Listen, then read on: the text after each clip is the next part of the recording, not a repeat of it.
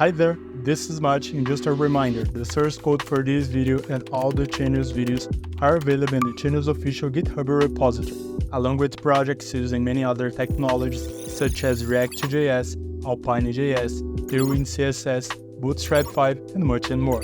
So come on, become a channel member. Or buy my coffee to the Buy My Coffee link in the video description to get access and be part of this amazing community we are creating. Now, let's dive into the video.